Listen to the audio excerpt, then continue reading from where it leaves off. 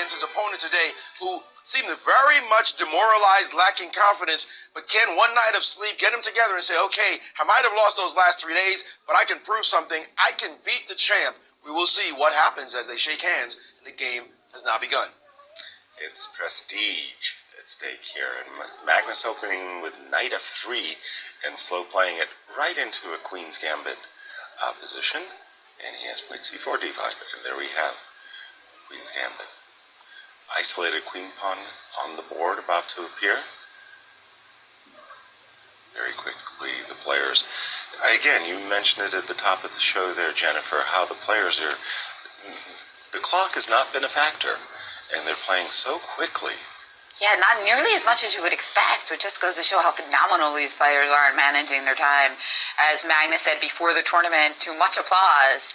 If you want to blame somebody else because you lost on time, you really need to think about how you manage your clock, right? Exactly. And he wasn't sympathetic to anybody who's saying, oh, it was the clock, it was the clock.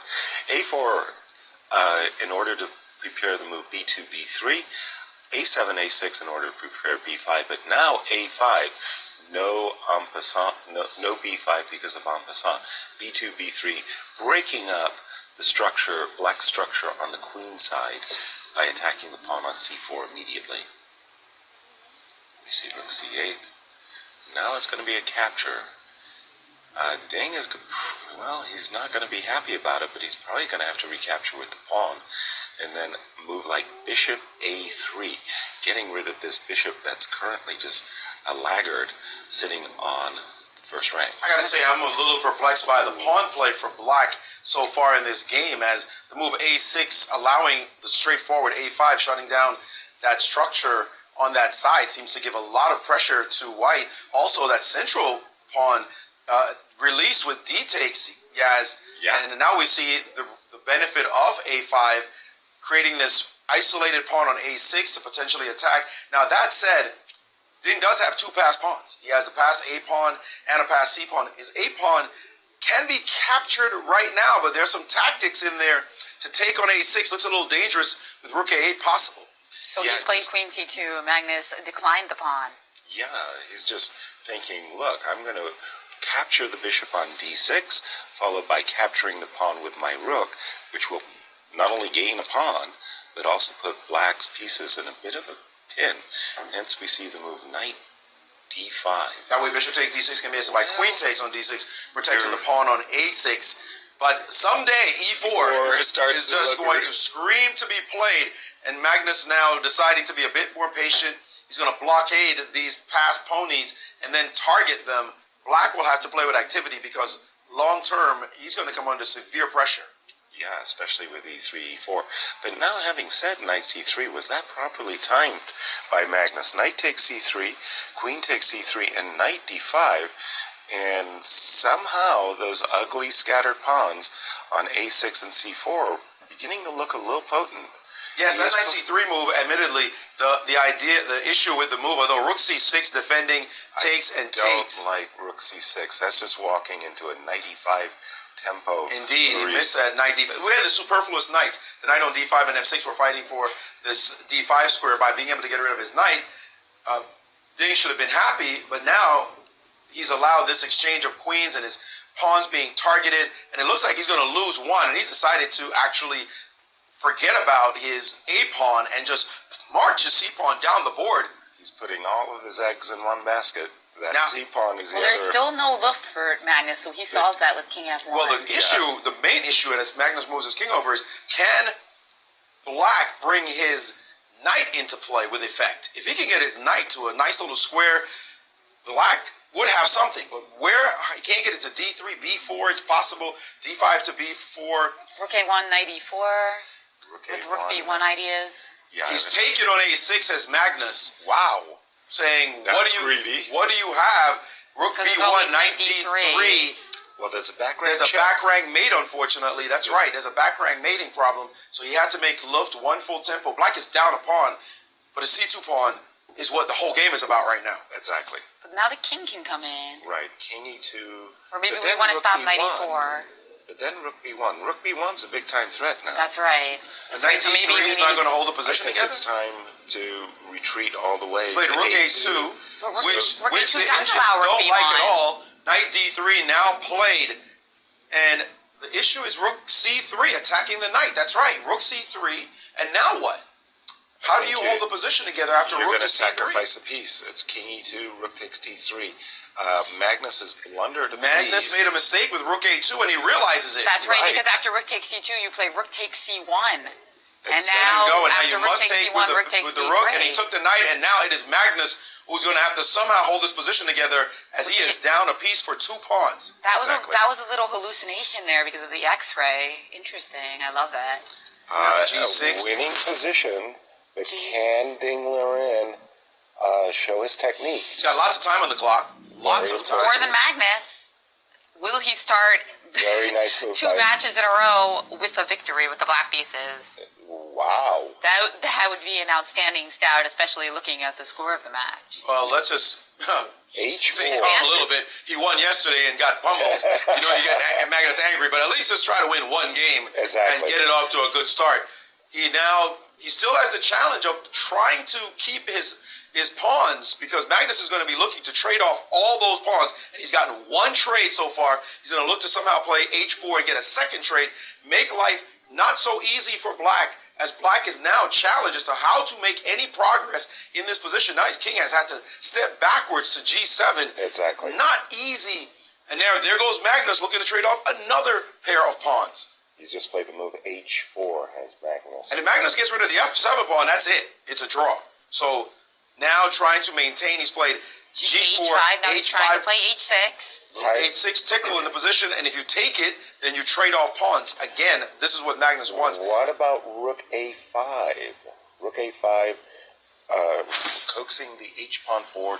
Rook A5, H6 check, King G6. G6, and then bring the Rook to H7, H5. No, he's not seen that line, and he's gone instead to take. And that's it. 1 pair of pawns again removed from the board, and now it's all about a straightforward trade for the F7 pawn. That F7 pawn's going to keep itself way back. It doesn't want to get any closer. But how does this knight make any effect? Knight to B4, strange move, as this knight is dancing around the board, but it has not found a home. Looking to target F2, no doubt. No, because he just backed up to C6, and it's just not progress. clear how to do anything. His rook's going to have to get in the act at some point. I would hide the knight on G6 for a while. No, King F6, rook This check, is where king we see back. the impact of no increment and no delay. Why does Liren has to repeating play moves? quickly, A draw has and they been have agreed to a draw. That was That's poorly played. Poorly played. Ding had chances there with the knight versus the 2 pawns, but when he allowed the exchange of the G and H pawn, his chances just Well, let's go back to the disappeared. tactic where Ding Liren